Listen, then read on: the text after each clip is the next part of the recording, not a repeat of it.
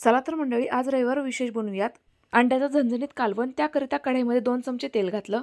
यामध्ये आले, लसूण, धणे आणि गॅसवर 2 कांदे खमंग भाजून घेतले होते. हे हातांवरच थोडेसे फोडून घातले. हे संपूर्ण साहित्य तेलामध्ये खमंग असं परतवून घेतलं. सोबतच थोडीशी कोथिंबीर आणि भाजलेल्या खोबऱ्याचे तुकडे घातले. तयार झालेलं हे वाटणाचं साहित्य थंड झाल्यानंतर मिक्सरच्या भांड्यात काढायचं आणि मिक्सरमध्ये छान असं बारीक पेस्ट स्वरूपात थोडंसं पाणी घालून दळून घ्यायचं. आपलं या ठिकाणी गावरान पद्धतीचं वाटण तयार झालं. लगेचच उकडलेली अंडी देखील सोलून घेतीये. या सोललेल्या अंड्यांचे 2 भाग करून घ्यायचे.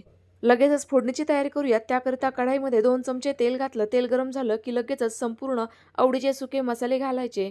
यावेळेला मात्र गॅसची फ्लेम एकदम कमीच ठेवायची आणि तेल देखील जास्त गरम करून घ्यायचं नाही.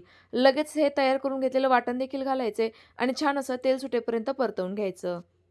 आपलं वाटण या ठिकाणी खमंग पद्धतीने परतवून झालेलं आहे. लगेच यामध्ये गरजेनुसार पाणी घालूयात. साधारणतः या कन्सिस्टन्सीचा रस्सा ठेवायचा आहे. या रश्श्याला अंड्याची टेस्ट छान अशी उतरावी याकरिता उकडलेल्या एका अंड्यातील जो बलक असतो म्हणजेच पिवळा भाग तो मी मॅश करून यामध्ये घातला. रश्श्याला छान अशी एक खळखळून उकळी काढून घेतली.